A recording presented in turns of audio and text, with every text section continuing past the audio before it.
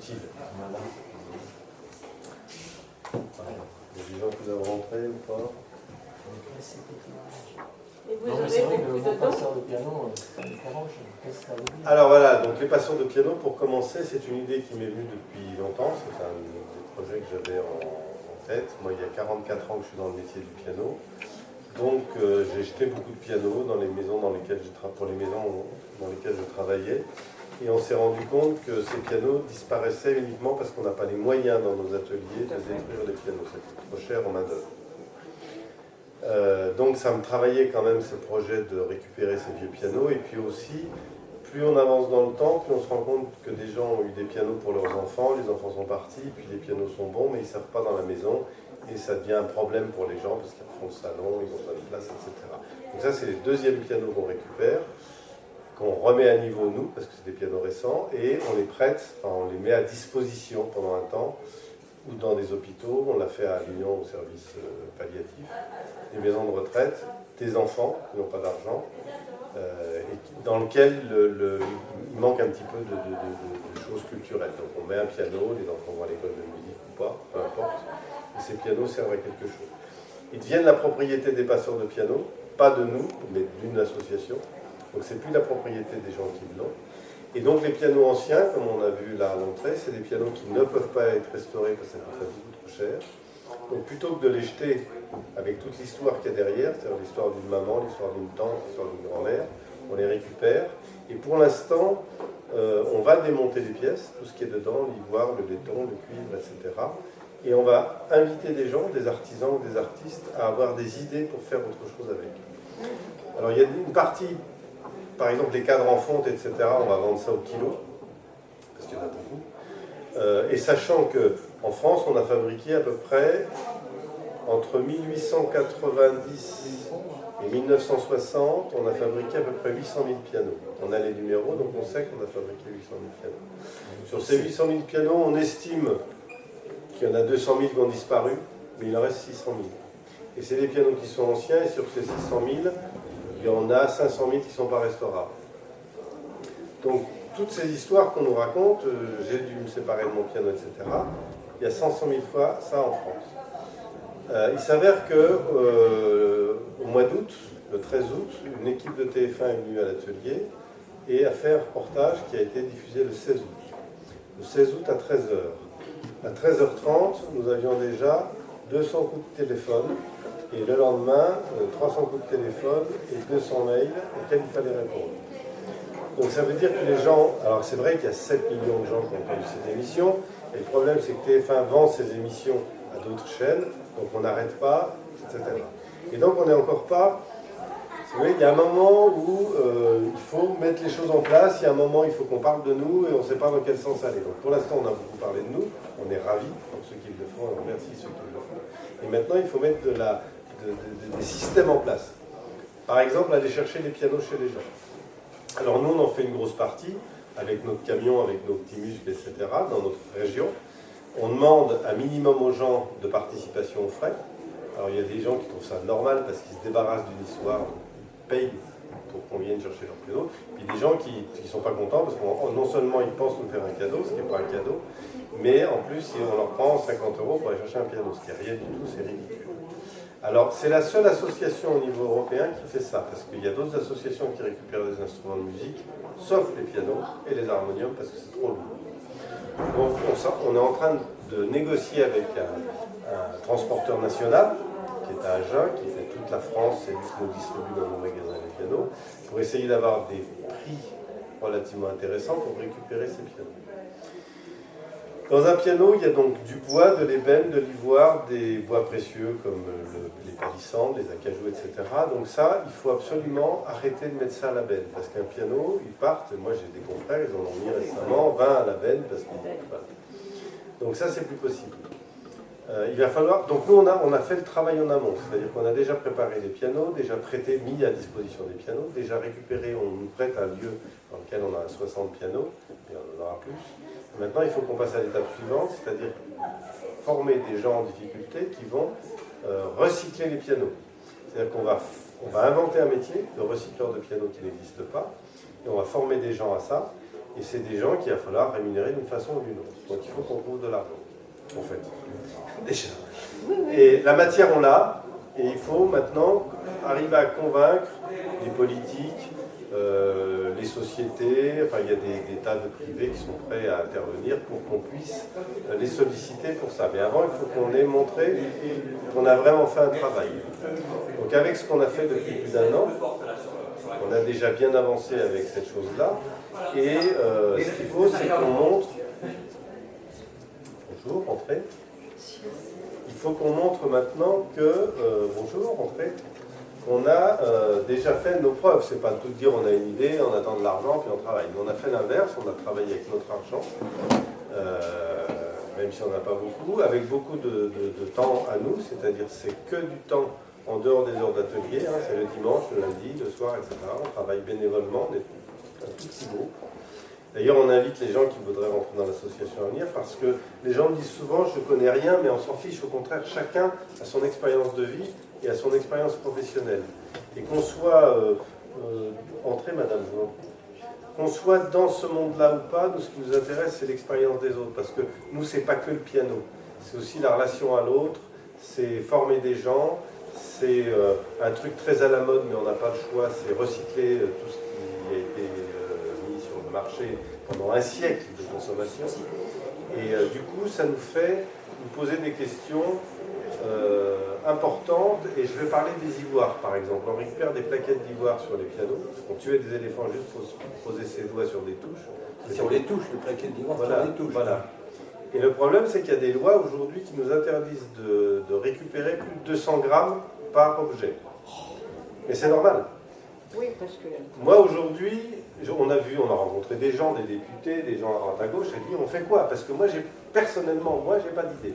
On a tué un éléphant, les ivoires sont là. On les détruit, les ivoires, pour dire, bah voilà, ça n'a pas de valeur, ou est-ce qu'on fait autre chose? Alors, moi, ma petite idée qui n'est pas forcément bonne, je dis, on va récupérer les ivoires, on va les confier à un grand artiste plasticien qui va nous faire une œuvre d'art, et cette œuvre d'art va être vendue, et l'argent ira à une association qui défend les éléphants en Afrique, n'importe où, mais on va essayer de boucler la boucle avec la bêtise qu'on a fait de mettre de l'ivoire, parce que, entre parenthèses, l'os est aussi beau et pratiquement aussi solide. On a mis de l'ivoire parce qu'à l'époque, il fallait absolument tuer des animaux pour faire joli. L'os, c'est très très beau. Aujourd'hui, tous les claviers sont en plastique, heureusement. Même sur un Steinway à 150 000 €, c'est très bien, parce qu'on joue aussi bien sur du plastique que sur de l'ivoire. Donc nous, notre problème, ça va être de récupérer toute cette marchandise-là avec ce problème éthique. On a à peu près le même problème avec l'ébène des dièses, parce que l'ébène, c'est contrôlé, ce sont des modes contrôlés, comme le palissandre, les acajou. Là, je suis un petit peu moins... alors, c'est pas que j'aime pas les arbres, loin de là, mais je me dis que là, il faut déjà ne plus toucher aux animaux. Si on dit on va fabriquer des objets avec les plaquettes d'ivoire, on donne une valeur à l'ivoire et on considère que ça a une vraie valeur. Donc, c'est une bonne raison de tuer des éléphants. Si on les détruit, on considère que ça n'a pas de valeur. C'est comme la défense de rhinocéros. Hein. Et les effets qu'elles ont sur l'homme ne sont pas prouvés. Donc c'est débile de tuer des rhinocéros. Les ivoires, aujourd'hui, on est dans cette problématique, entrez, je vous en prie, on est dans cette problématique de ces kilos et ces kilos d'ivoire qu'on a pris à des éléphants en les tuant. On en a des très beaux, des moins beaux, vous verrez les pianos qui sont là. Alors, chez Pleyel, ils avaient quasiment les plus beaux ivoires avec Steinway, avec les grandes marques. Et dans ces 800 000 pianos qu'on a fabriqués en 100 ans, il y avait quasiment que de l'ivoire. Il y a eu un peu de bakélite, de galélite, mais c'est arrivé beaucoup plus tard. Donc on a déjà toute cette partie-là. On a du laiton, on a du cuivre, on a des tas de matériaux dans un piano, très riches, très coûteux. Même dans les pianos actuels, on fait encore des bêtises. C'est-à-dire qu'on met en fait des vernis en polyester, on met des pédales que les enfants n'utiliseront jamais. Enfin, on continue dans cette gabegie totale. Donc, pour revenir à nos pianos anciens, et on va démonter ces pianos, on va les faire démonter, on va stocker toutes les pièces qu'on a, les pédales, les charnières, les cordes en cuivre, parce que le cuivre ça coûte de l'argent, et puis on va vendre la matière première, et on va inviter surtout des artistes ou des artisans à avoir des idées avec ça, parce que Notre problème à nous, techniciens, c'est que quand on voit une pièce de piano, on l'attribue à quelque chose. On est coincé. C'est-à-dire que moi, si un garagiste voit une roue, ben, il va dire ça se monte sur une voiture. Moi, quand je vois une touche, c'est pour appuyer dessus. Un artiste, il va avoir une autre idée, ou un artisan, et il va dire, d'ailleurs, il y a un artisan ici, dans ces objets en bois, il a incrusté des cordes de piano au rez-de-chaussée, près de nous. J'ai regardé, c'est assez intéressant. Donc ça veut dire qu'on peut réutiliser la matière, on peut utiliser les objets. Par exemple, dans les pianos, les chevilles qui tiennent les cordes, il y a 2,5 kg ou 3 kg d'acier, les chevilles. Ça pèse 3 kg. Un piano ne pèse pas 200 kg par hasard. Donc à chaque fois qu'on va récupérer un piano, on a compté à peu près récupérer 1000 pianos par an. Combien? 1000. Là, sans qu'on nous connaisse, puisque madame dit qu'elle ne nous a pas connus avant, on a récupéré dans la région, et sans vouloir aller les chercher, on a dans un abri, on a 70 pianos. 70. Il y a des pianos à queue, il y a des pianos droits, ceux que vous voyez là, ils viennent de là. On a récupéré des pianos récents, donc des beaux pianos qu'on restaure gratuitement et qu'on met à disposition des gens. On en a mis, donc je répète, à l'hôpital, au service palliatif, on en prête à des enfants. On va faire un piano pour les enfants qui sont hospitalisés. On va faire un piano transparent et on va inviter des enfants à travailler sur un atelier pour mettre des objets qui bougent, voilà, etc. Donc on va être dans cette... donc 1000 par an, c'est extrêmement rapide en fait. Parce que tous ces pianos et tout ce poids qui existe là, c'est de la marchandise. Et la première personne qui a fait ça, c'est le type qui récupère des bouteilles en verre. Hein. Il fallait juste penser qu'on pouvait gagner de l'argent avec ça. Il en gagne beaucoup. Et après, l'autre jour, je suis dans un camion qui récupère des vêtements qu'on met dans les caisses. Voilà. Ben, c'est pareil, ça rapporte beaucoup d'argent. Parce que la matière première est là. Donc nous, on va gratuitement avoir la matière première, ce qui est rare dans une opération économique, on va dire. Alors, au départ, il nous faut des lieux, des locaux, des gens qui partagent d'une façon ou d'une autre, hein, soit qui parlent de nous, soit qui partagent nos idées, soit qui ont quelque chose à nous apporter, etc. Après, il va falloir qu'on trouve les personnes qu'on va former, qui vont démonter des instruments. Et après, on va rassembler des artistes et des gens qui vont dire, ben voilà, moi, toutes ces choses-là, elles m'intéressent. Quand on aura démonté 500 pianos, il y a X fois des pièces qui vont faire des quantités extraordinaires, et c'est là où on va donner des idées aux gens, c'est sur la quantité. Il y a des tables d'harmonie, par exemple, ce qui chante dans un piano, c'est la table d'harmonie, comme vous avez sur une guitare ou un violon, hein, la partie sur laquelle les cordes sont appuyées. Il faut savoir que c'est des bois, les arbres, ils ont été plantés il y a 3 siècles. Et moi, ça m'embête de jeter ça quand même, parce que c'est des épicéas qu'on n'a plus aujourd'hui, très peu, qui sont réservés maintenant pour la lutherie et la facture de haut vol, c'est-à-dire Steinway, Fazioli, les grandes marques, mais c'est tout, parce que c'est des bois qui poussent très lentement. Donc nous, on a décidé de les récupérer et d'en faire quelque chose. Quoi, on ne sait pas. Ça viendra après. Voilà. Donc aujourd'hui, la philosophie des passeurs de piano, c'est être ensemble.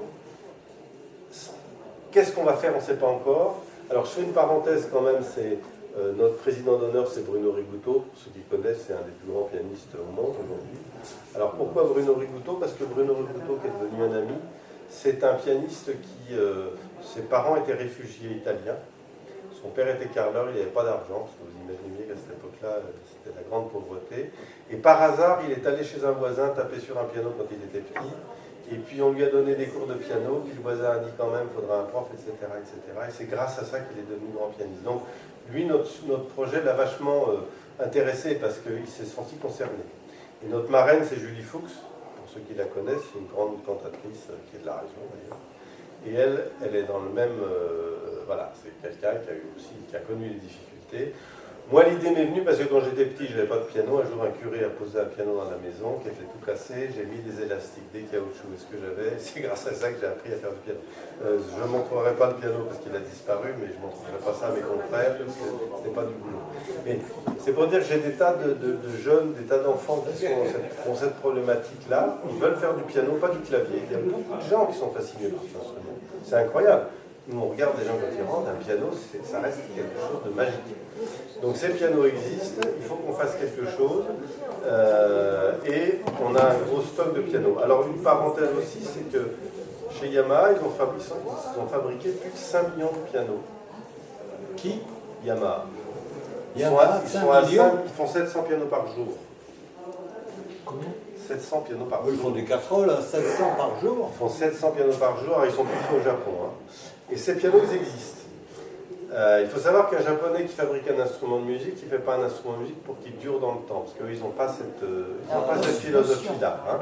Un japonais qui a une voiture de plus de 3 ans, il ne va pas sortir avec. Donc il fabrique des pianos pour qu'ils ne tombent pas en panne, et ça ne tombe pas en panne, pour qu'ils tiennent bien l'accord, ils tiennent très bien l'accord. Mais dans le temps, comme ils en fabriquent beaucoup, les tables d'harmonie sont déshydratées, enfin c'est pas fait pour durer. Mais ces pianos, ils existent. Et en France, on en a acheté beaucoup et on en importe beaucoup. Donc ça veut dire que se rajoutent à nos 800 000 pianos tous les pianos qui viennent de Corée, du Japon, de Chine, etc., etc. Donc des pianos, on en a plein. Plein.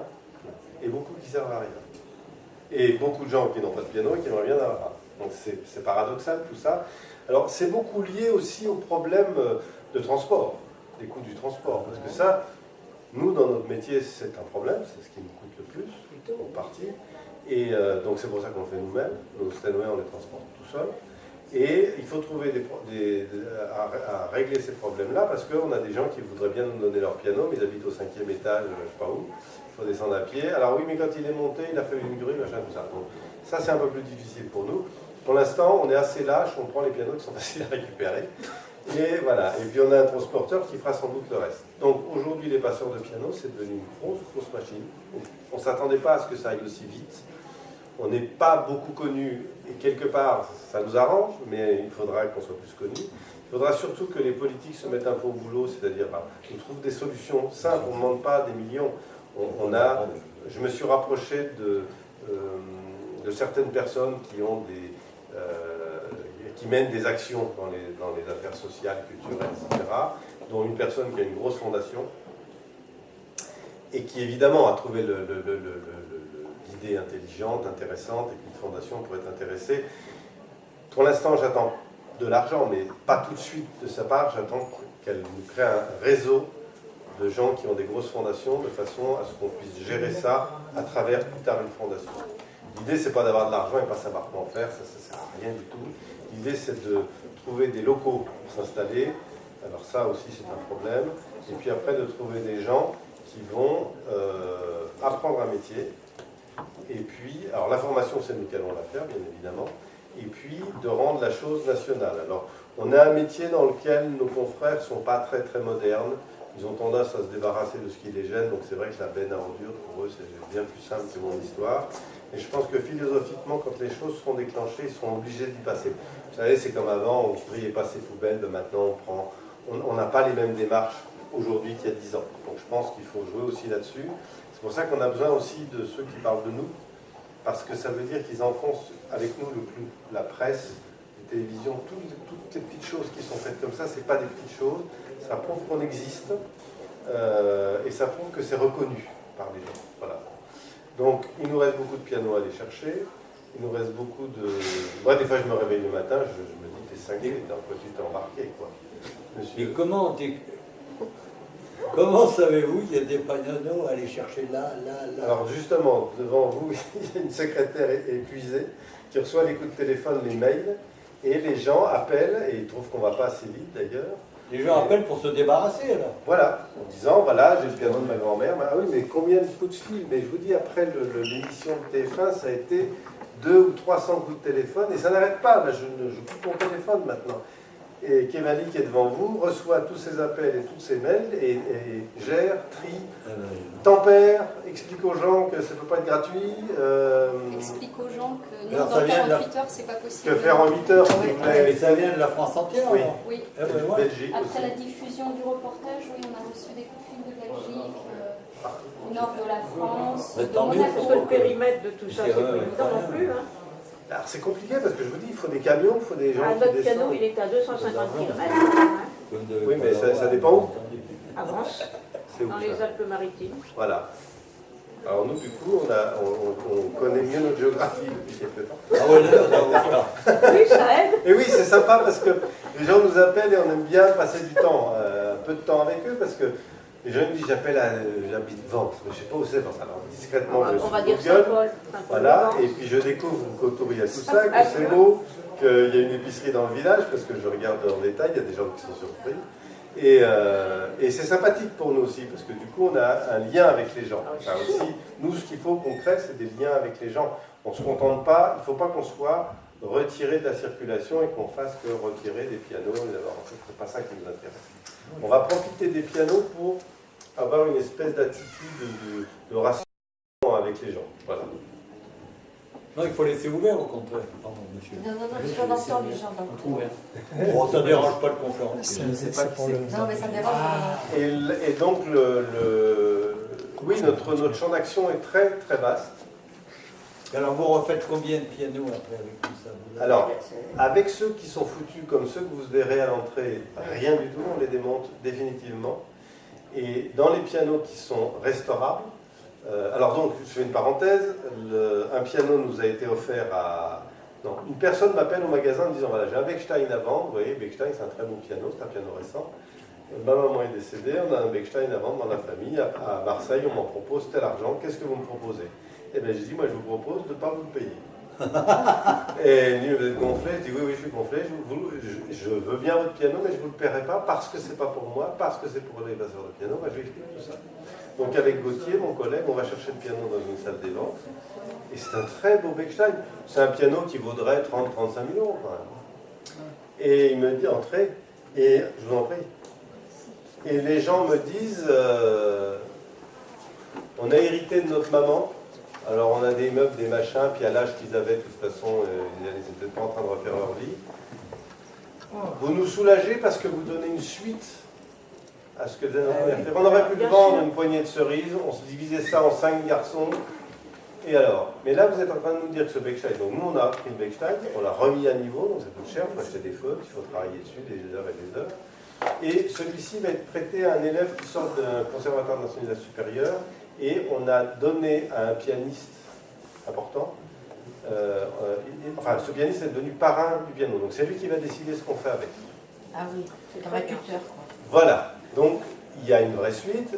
La famille m'a dit, mais enfin, nous de toute façon on aurait récupéré quoi, 500 € chacun pour pas donner suite à l'histoire de notre maman qui était pianiste. Et en fait, on permet à des gens de continuer ce truc-là, parce que on a remarqué que dans les familles, on arrive à vendre des tas de trucs, mais le piano, il reste là. Et j'ai 2 exemples flagrants. J'ai récupéré 2 pianos, un quart de queue qu'on va mettre dans une maison de retraite et un piano droit, dans des maisons qui étaient vides, elles avaient été vendues. Tout était parti, sauf le piano, et les gens tremblaient de trouille en disant, mais on ne peut pas appeler la benne à ordures, c'est pas possible, c'est notre tante, notre grand-mère, c'est toute une histoire. Ah oui, bien sûr. Et donc moi j'arrive là, on donne le piano, plus un chèque parce qu'ils sont contents, voilà, et nous on est contents parce qu'on a 3 sous qui rentrent dans l'association, et ça change les choses, parce qu'on transmet, on continue une histoire. Il y a la mémoire. Il y a un respect. La mémoire, La parce mémoire que le des piano, il a chanté dans la maison, Ah oui. et c'est tout ce qui reste. Il y a des tas de meubles dont on va se débarrasser, mais pas le piano il est une espèce d'âme familiale, et c'est impossible. Donc en fait, on ne fait pas que débarrasser les gens physiquement d'un objet. On les aide à passer quelque chose. C'est pour ça que ça s'appelle le passeur de piano dans tous les sens du terme. Et donc les gens deviennent passeurs de piano de fait. Le sujet, il n'y a pas d'interro après. Vous pouvez vous asseoir. De quoi parlez-vous? Des passeurs de piano. Des passeurs? De piano. Alors on a un stand qui est installé en bas et on explique quelle est notre mission avec le piano. Pardon? Passionnant. C'est passionnant pour vous, peut-être pas pour moi. Mais vous me le direz à la sortie. Alors, donc, l'idée, c'est ça. Oui. Mais voilà. La partie technique, parce que les gens ont peur en disant, mais il y a une grosse partie technique là-dedans. Pour nous, ce n'est pas un problème, on est professionnels. Donc, ça, c'est quelque chose qui ne va pas nous déranger. Ce dont on a besoin maintenant, c'est de relais de gens qui disent, voilà, j'ai entendu, j'ai vu à la télévision, j'ai lu des articles, et ça correspond. Maintenant, il faut qu'on arrive à avoir plus de personnes qui travaillent avec nous, parce que Kevali, toute seule, avec ses 200 coups de fil et ses 300 mails et la gestion de tout le territoire français, c'est très compliqué. Alors, tous les gens nous félicitent, c'est vachement bien, parce qu'on a les préfets, les sous-préfets, les machins qui viennent nous dire, c'est vachement bien. Ça ne me suffit plus. Les félicitations des gens, je ne m'en contente plus. Comment? Je ne me contente plus des félicitations des gens, je veux de l'action. C'est-à-dire qu'il faut qu'on trouve des gens, des sociétés qui investissent, d'autant plus que c'est déductible, hein, tout ça, des impôts à 60%, et puis des engagements de gens dans le long terme. Parce que on sait qu'on fait que débuter quelque chose. Dans un cycle, enfin dans le recyclage, puisque c'est notre but, mais en même temps le recyclage où on est dans une histoire de famille. On ne fait pas que recycler des vieux frigos et des chaises en plastique, on recycle aussi des histoires. Et on aime bien quand les gens nous confient un vieux piano qui mettent dedans une petite histoire. En disant voilà, ma grand-mère a fait. J'ai eu des histoires tragiques. Hein. Le curriculum du piano. Dernièrement, il y a des gens qui vont nous donner un piano et la maman avait offert un piano à sa fille, elle n'avait pas d'argent. Et sa fille a fait du piano et la maman n'a jamais pu finir de payer le piano, elle s'est suicidée. Oh là là. Des histoires dans le piano comme ça, on en a plein. Oui, c'est terrible. Donc la personne qui a le piano, qui a hérité de sa tante à qui c'est arrivé, me dit on ne peut pas acheter ce piano, c'est pas possible. C'est pas possible. Et des histoires comme ça, il y en a pléthore. Je me souviens de celle-ci parce que c'est ce qui m'a été raconté la semaine dernière. Donc on va en même temps ficher un petit peu toutes ces histoires parce que c'est un peu notre patrimoine. Pleyel et Rargavo, c'est quand même le patrimoine français. Pleyel était quand même... Erard, c'était un grand inventeur. Pleyel, c'était un grand facteur de piano. Il se tirait la bourre avec les plus grands. Il s'avère qu'en 68, ils étaient propriétaires. Alors, je suis aussi à l'initiative d'un projet qui n'a pas réussi. On devait reconstruire les usines Pleyel. Les usines Pleyel. Parce qu'on avait retrouvé les moules, les cadres, on avait tout retrouvé. On voulait faire des cadres, des Pleyel. Mais bref, on s'est fait piquer la marque à une mauvaise époque. Parce qu'on faisait des Pleyel que si on avait la marque. Et vous savez qu'une marque, Lustucru, je ne sais pas quoi, c'est plus le produit qui est dedans, c'est juste les étiquettes qui valent très cher. Donc la marque avait été rachetée, donc on n'a pas fait cette opération-là. Mais il s'avère que quand on a monté cette opération-là, on s'est mis à intéresser les gens parce qu'on était dans un... Enfin, il y avait un effet patrimonial là-dedans. C'est-à-dire que quand j'ai rencontré des gens un peu importants, il y avait le préfet du Lot, etc., qui est devenu le préfet du Vaucluse, François Leblanc, qui me soutenait parce qu'il disait on touche au patrimoine. Donc ça nous intéresse. Il faut savoir que Pleyel a fermé en 68, et quand ils ont fermé l'usine, c'est parce qu'ils étaient très riches. Ils étaient propriétaires de plein d'immeubles dans la plaine Monceau à Paris, la salle Pleyel entre autres, et ils vivaient de leur rente. Et puis un jour, il y a un mec qui monte, qui frappe en disant, vous savez qu'on vend plus de piano. Alors ils ont eu ordre d'aller acheter à la Saint-Maritaine des masses et de tout casser. Et j'ai des copains, enfin ils sont morts maintenant, qui l'ont fait. Ils ont acheté des masses, ils ont cassé tout le stock de piano qu'il y avait chez Pleyel et toutes les machines. C'est comme ça qu'on faisait dans les années 70. On se trouvait moderne à faire des choses pareilles. Donc ça a été assez dur pour nous parce que maintenant en France, alors après il y a eu l'usine Rameau à l'Est, à laquelle j'ai travaillé à un moment, pour fabriquer des pianos, c'est eux qui avaient récupéré les marques, et puis tout ça a disparu. Et aujourd'hui en France, ce qui était important pour nous, c'est-à-dire Pleyel, la salle Pleyel, Gaveau, la salle Gaveau, et toute l'image qu'on renvoyait un peu partout, bon, grâce aux colonies qu'on avait, etc., mais n'empêche qu'on avait une vraie entité là-dedans, aujourd'hui on l'a plus.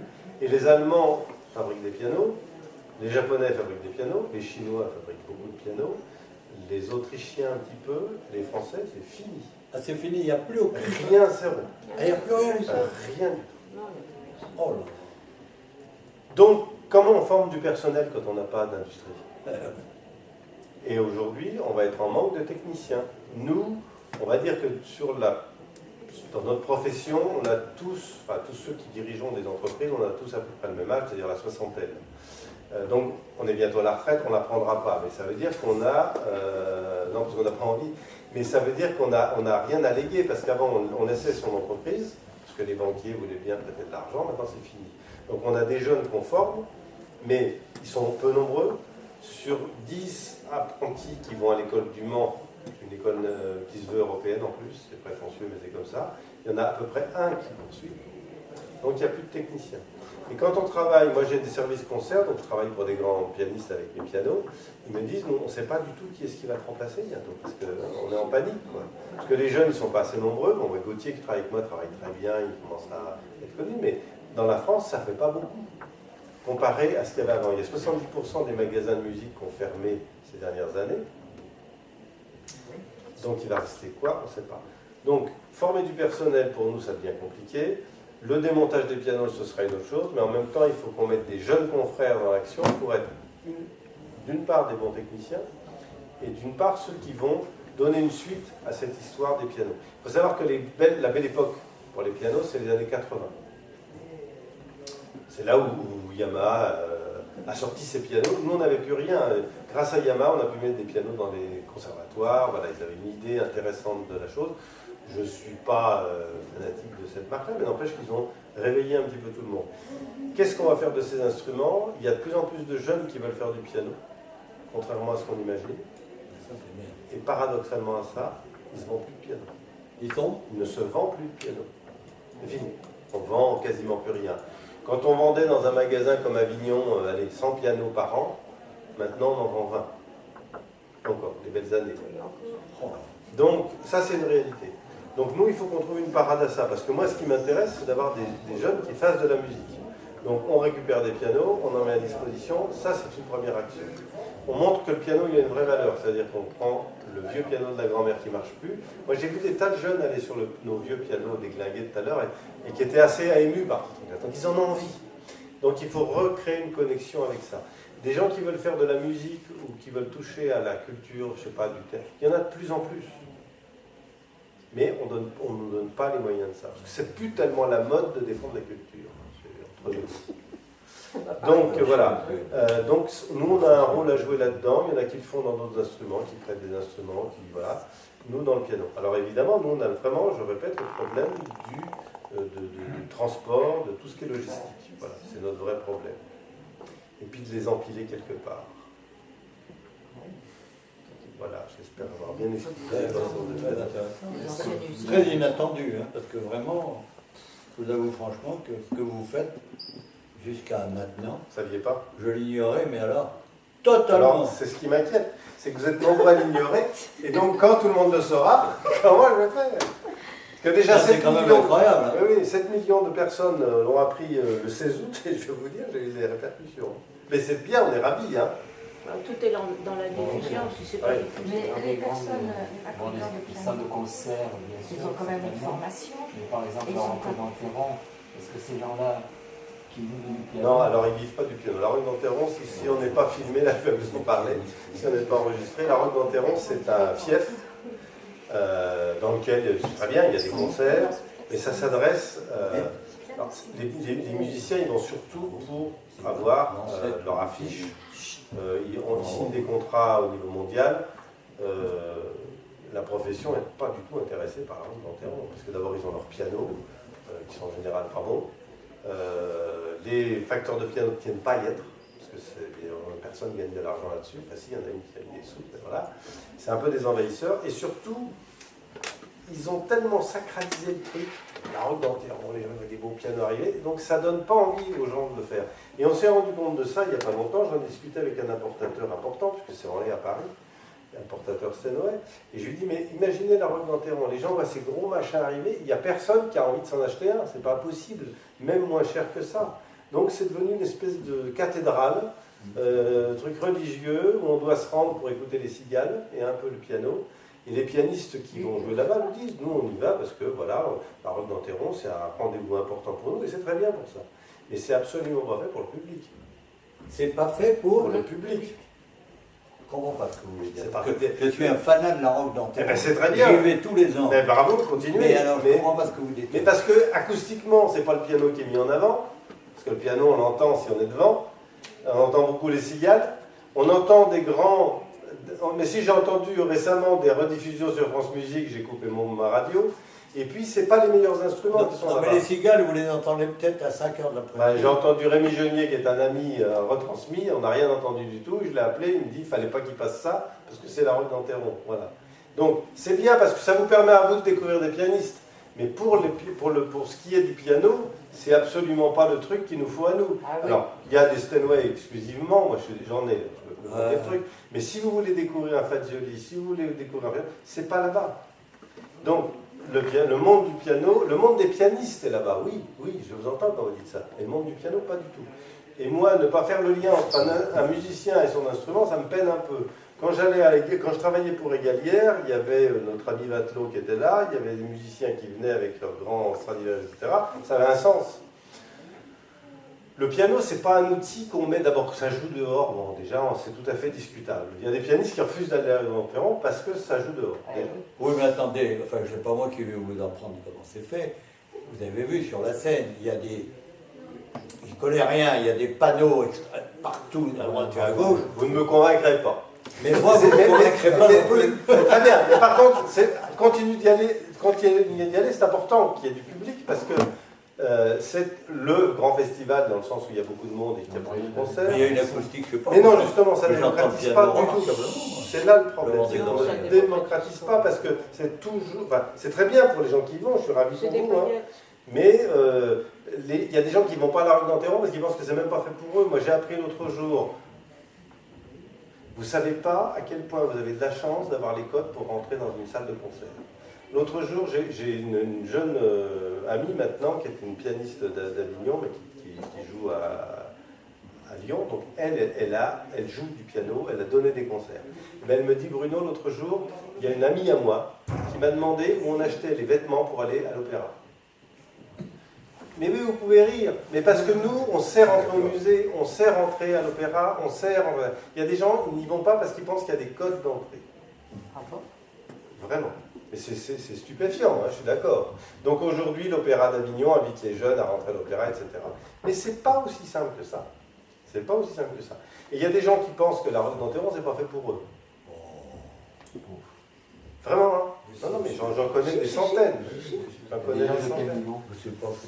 Mais justement, moi j'aimerais que tout le monde aille au concert, pour que tout le monde fasse du piano, pour que tout le monde se dise, moi, j'ai livré un piano en cachette il y a 10 ans chez des gens parce qu'il ne fallait pas que les voisins sachent qu'ils achetaient un piano. J'ai un client qui vient de s'acheter un très beau piano droit.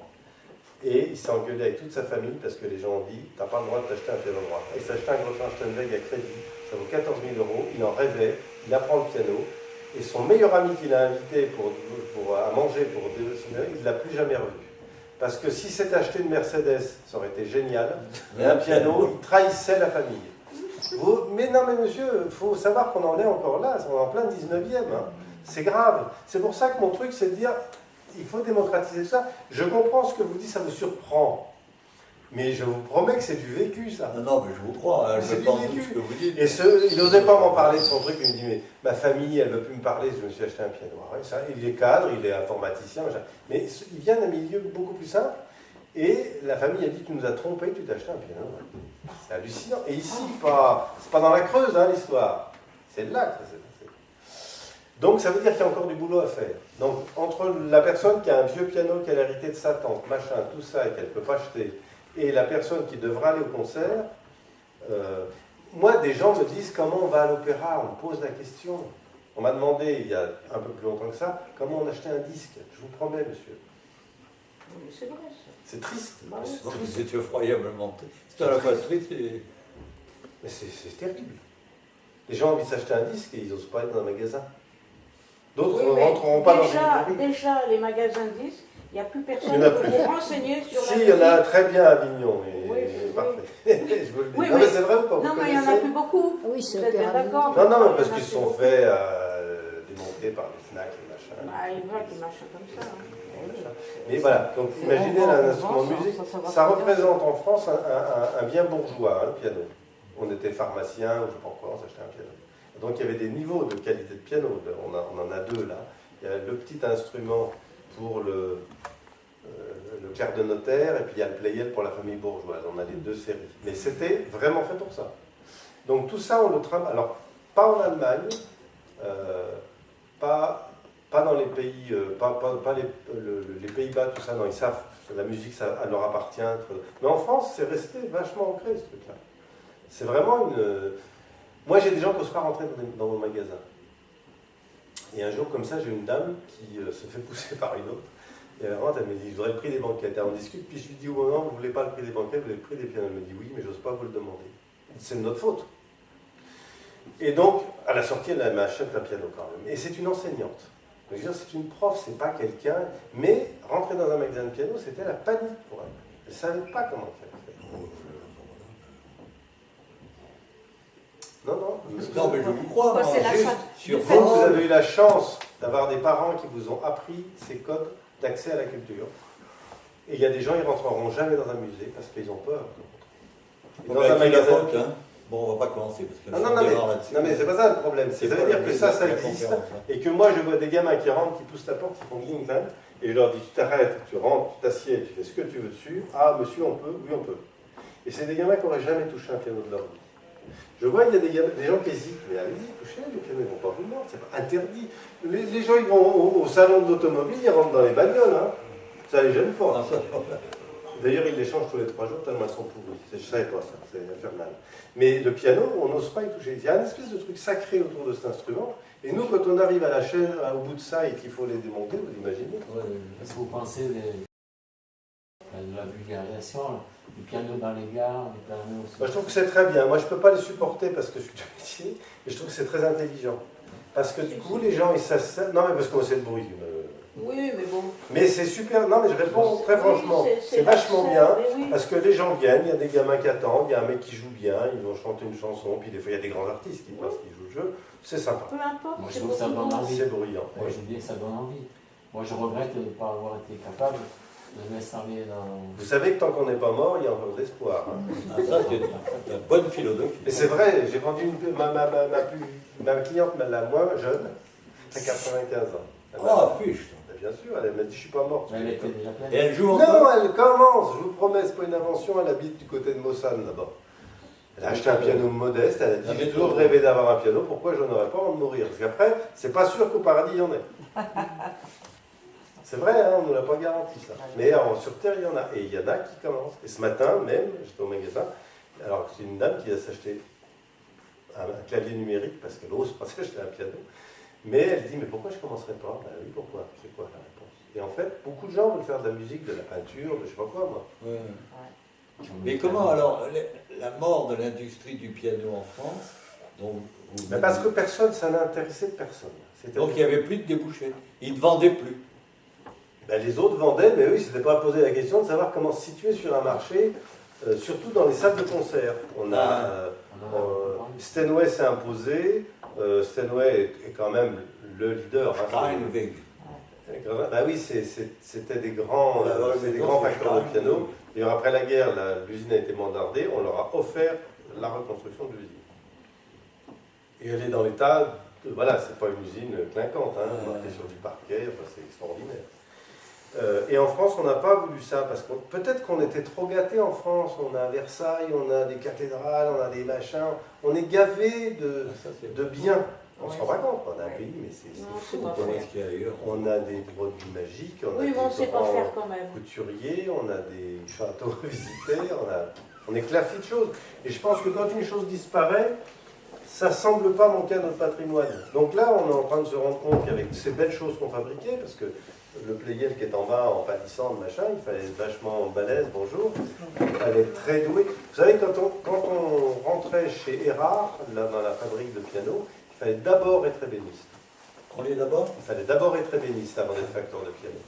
Et nous, quand on démonte un piano Erard, on se dit, mais c'est extraordinaire le travail. La marqueterie, tout ce que vous ne voyez pas, c'est marketé comme en façade. Enfin, c'est fou, quoi. Et alors, évidemment, c'était des instruments qui étaient chers. On a démocratisé les instruments grâce à l'industrie aussi. Mais les Chinois nous ont dit, nous, on peut mieux faire que vous. Et aujourd'hui, des pianos sont fabriqués en Chine de très belle qualité. Ce n'est pas la qualité allemande, hein, mais c'est largement mieux que ce qu'on faisait en France. Mieux que? Ce qu'on faisait, nous, en France. Ah oui. Bien sûr, parce qu'il y a des progrès, il y a de la recherche, il y a de l'expérience du métier. C'est un instrument qui est quand même assez ancien.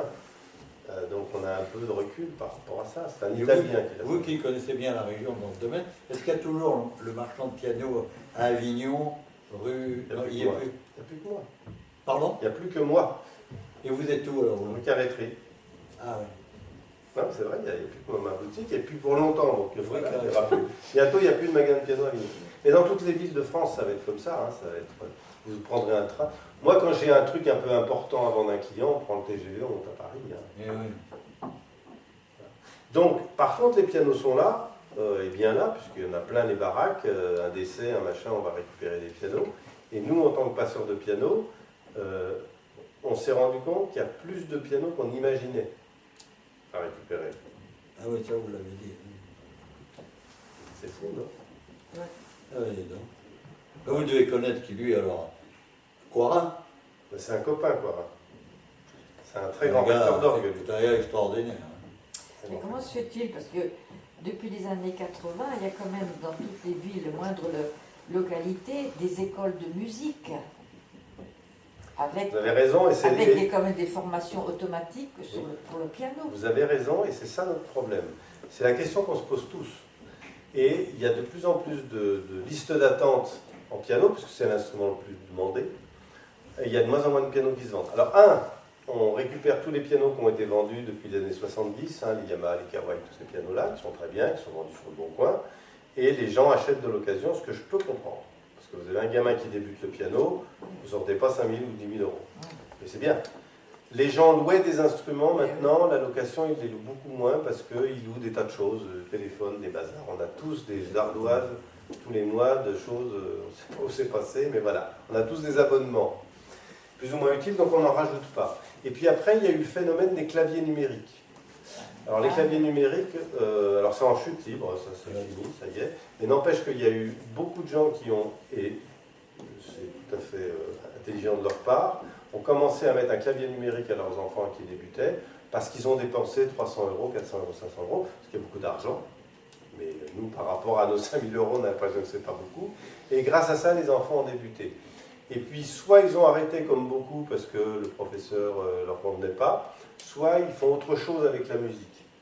Ils apprennent tout seuls avec YouTube, ils font des choses extraordinaires d'ailleurs. Et puis après, il y a les enfants qui devaient être pianistes parce qu'ils sont venus sur Terre pour ça, et eux, ils le seront parce qu'ils ont un cerveau pour faire ça, ils ont un mental pour faire ça, c'est les pires des métiers, mais ils le font quand même. Et voilà, ils deviennent pianistes professionnels, et voilà. Mais ça, c'est un tout petit nombre par rapport à tous ceux qui font de la musique. Et dans un clavier numérique, les accords main-gauche sont... Pareil, un clavier, c'est un clavier. Ce qu'il ne faut pas imaginer, c'est que ça ressemble à un piano, parce que c'est pas possible, il n'y a pas d'harmonique, enfin je ne vais pas rentrer dans les les accords détails. sont tout près. Non, Ah non? non, non, non, non. Ah bon. C'est un clavier normal, au lieu d'avoir toute Ouais. la complication d'un piano, machin, puis on peut l'emmener dans sa bagnole. Il n'y a pas de problème de transport, mais il n'y a pas d'harmonique, il n'y a pas de mécanique. Mais ça permet à des enfants d'avoir un clavier de la bonne taille et de déchiffrer. Je croyais que les accords main-gauche étaient... Non, mais si vous voulez, vous avez l'option main-gauche prête. Ouais, mais alors là, Si vous venez m'en acheter un, je vous montrerai où c'est. Mais uniquement. Mais en général, c'est fait comme un clavier normal. Ouais. Et donc, ça répond à votre question, parce qu'effectivement, un conservatoire à Avignon, il y a combien d'élèves au conservatoire? C'est énorme. Il y a 5 profs de piano, 6, enfin, c'est une usine ce truc-là. Et autant dans d'autres instruments, et je comprends les parents, parce que quand on achète un corps, c'est peut-être moins cher que d'acheter un piano. Quand on achète, le mieux c'est de faire du chant choral, non, c'est cher ça.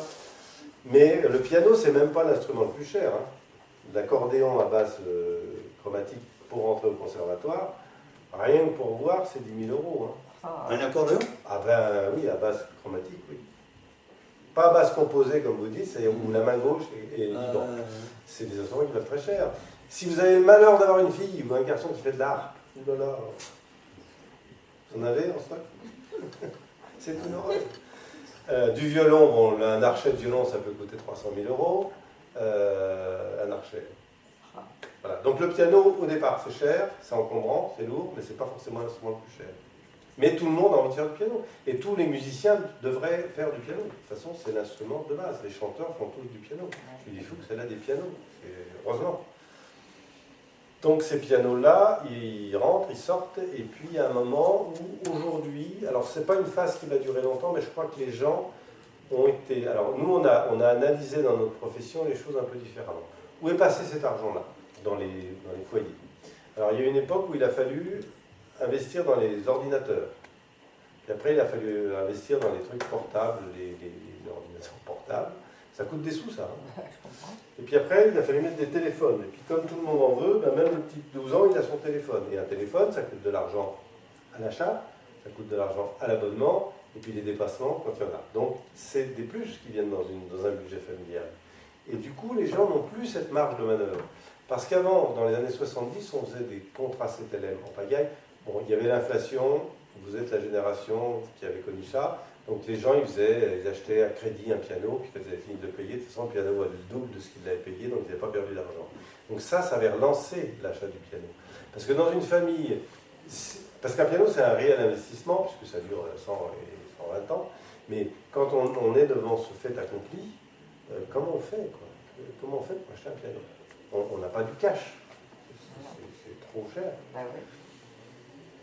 Donc ça a bloqué un petit peu tout ça, et il y a un moment où les gens seront suréquipés de tous ces machins-là, enfin on ose espérer, mais il y aura d'autres inventions, mais je crois que les gens ralentissent, on ne change plus son téléphone comme au début, vous vous souvenez, tous les ans il fallait un truc nouveau, on était ridicule s'il y avait une antenne, on était ridicule s'il était trop gros, alors maintenant il faut qu'il soit gros, maintenant on s'en fout, on a un truc qui marche et ça va. C'est vrai ou pas? Ça a changé ça. Et maintenant les familles auront peut-être un petit peu plus de place pour réinvestir dans la culture. Alors on le voit, j'ai rencontré des gens de Cultura par exemple. La Cultura, ils vendent de la culture.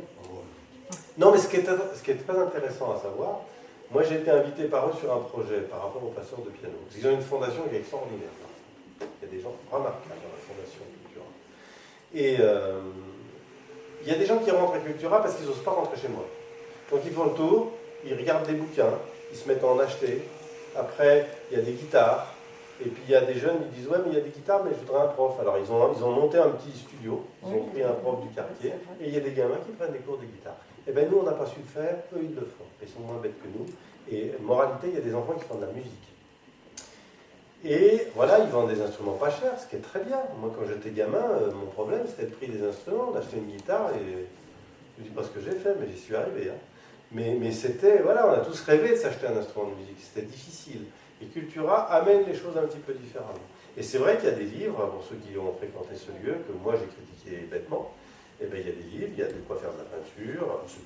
Après on peut discuter des choses, on peut discuter de qui vous vend quoi, mais n'empêche que c'est là et les gens le fréquentent. Nous, c'est pas le cas dans nos magasins. C'est pour ça qu'on va disparaître, tant mieux.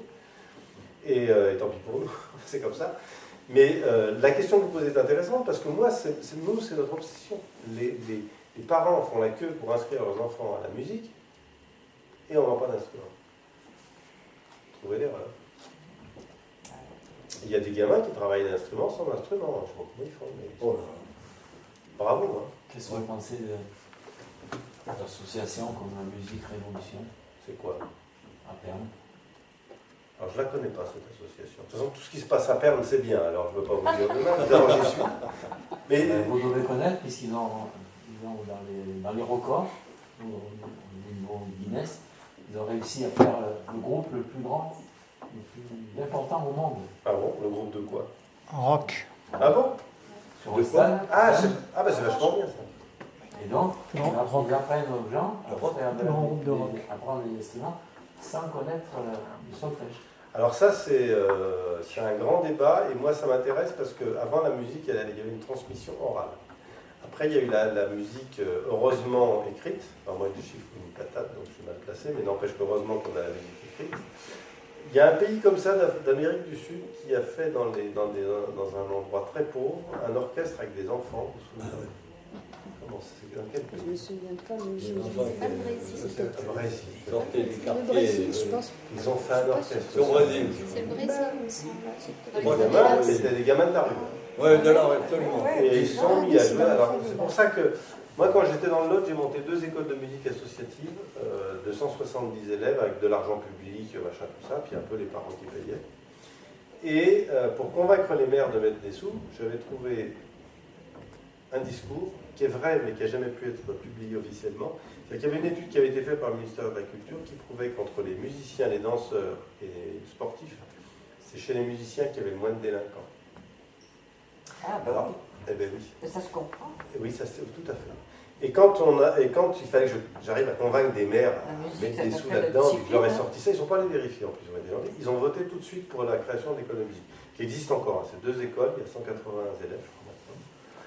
Et en fait, dans les campagnes, les maires au début me disent mais qu'est-ce que tu veux nous monter des écoles de musique? Personne ne t'a jamais rien demandé. Ah bah oui, c'est sûr, on ne demande pas une école de musique quand on est dans un village et qu'on ne sait pas comment monter une école de musique.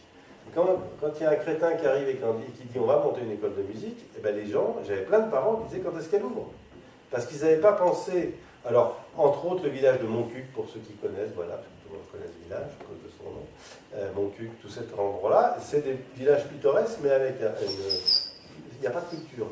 Il y a de la truffe, il y a du vin, il y a tout ce que vous voulez, mais il n'y a pas de culture. structure. Maintenant, il y a une école de musique, et depuis, il y a des concerts, il y a des festivals de chansons, puisqu'il y avait Lino Ferrer qui habitait là-bas, etc. Ça a envoyé des tas de choses, en fait. C'est par des petits mouvements comme ça. Et on s'est rendu compte, parce que les maires étaient persuadés que personne ne voulait faire de la musique, puisqu'on ne leur avait pas demandé. C'était idiot comme tout. Voilà. On me demande. Et maintenant, il y a un maire un jour qui m'a dit, parce que c'était des communautés de communes qui devaient participer aux frais, évidemment, et je lui ai dit, il faudra augmenter les frais de déplacement de mes profs, parce que l'idée c'est d'avoir plein de profs, mais qui tournent pour les faire bosser. Et il me dit, j'ai pas les moyens d'augmenter les frais de déplacement. Ben, je dis, moi non plus, donc on ferme l'école la semaine prochaine. Ben, le lendemain, le TPG m'a appelé en me disant, on a versé l'argent. Parce qu'il a calculé, il a dit, moi j'ai 50 familles dans l'école de musique, ça fait à peu près 300 votants, je ne passe pas la prochaine fois. Donc il faut que je mette les sous. C'est pas la chose. C'est de la comptabilité de politique, mais ça marche bien. Hein. Et moi je fermais. Mais ça veut dire que alors là, on n'a pas. Moi, je n'avais pas monté ces écoles pour vendre des pianos, je m'en fichais complètement. Je voulais montrer qu'on pouvait monter des écoles de musique, qu'on pouvait organiser des concerts. Et puis petit à petit, les choses se font. Alors il y a les gamins, il n'y a pas beaucoup d'argent dans ces régions-là. Donc il y en a qui ont des claviers, il y en a qui ont récupéré des vieux pianos, il y en a qui se débrouillent. Mais il y a de la musique d'ensemble. Et ce qu'ils font à perdre, c'est très bien. C'est-à-dire qu'ils réunissent des jeunes pour faire du rock, enfin de la musique, pour être ensemble, pour faire des choses.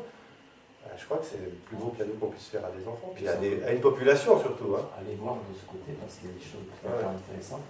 Il faut que j'arrête d'aller voir les autres parce que vous allez en voir. Non, mais à titre personnel. Non, oui. Non, mais je sais qu'il y a des choses qui marchent. Il y a plein de choses. De toute façon, en musique, ça marche tout le temps. Vous mettez un enfant avec un instrument de musique, ça marche. Il faut juste pas le contrarier, le contraindre ou l'humilier. Mais ça marche. Voilà. Donc voilà, si vous entendez parler de maisons de retraite ou autres qui ont besoin de piano, alors pas des choses côté en bourse, bonsoir, avec plaisir. Pas des maisons de retraite côté en bourse ni rien, hein, des vrais endroits qui ont besoin. Non, mais parce qu'on a fait l'erreur un jour, on nous dit mais que vous avez prêté un piano dans une maison de retraite, il y a des gens qui gagnent de l'argent là-dessus, non ça c'est pas possible. Par contre, il y a forcément dans un village un endroit ou une association qui n'a pas de piano, tout simplement. Nous les pianos on les a, on ne veut pas qu'ils restent au magasin quand on les a restaurés, donc il faut passer le relais, il y a des pianos à mettre à disposition. Là, on a 3 petits crapauds à mettre dans des maisons de retraite. Il y en a un, je pense qu'on a placé, les autres, il faut qu'on travaille dessus. Alors, dans les maisons de retraite, c'est important parce que ça permet à des gens de venir avec les enfants qui sont justement à l'école de musique. Et le dimanche, ils vont voir mamie ou pas du tout, ils n'en ont peut-être pas en stock. Mais on organise des fêtes et du coup, on crée une mixité entre les enfants, les personnes âgées. Et c'est le piano qui fait l'air. Tout ça. Ben, monsieur, vous êtes très intéressant. Bon, j'ai découvert alors, vraiment un monde, enfin un monde qui, bah, si, c'est dont j'ignorais, mais absolument existant. Ben, bravo. Vous êtes instrumentiste vous-même, je pense. Non, je suis pianiste. Oh, arrêtez, vous dites. Non, c'est vrai, il y a plein de chantistes. Moi, Vous jouez du piano, voilà. Je vous demandais à l'Académie française. Moi, j'en suis resté à Domi Soldo et Réfa, là, vous voyez. Mais c'est pas mal. Je vais pas loin, hein. Oui, mais vous y allez quand même. Vous étiez là en plus. C'est vrai qu'il faut ça au piano, Ah, c'est ben, très intéressant. Ouais, c'est vrai. Bonjour.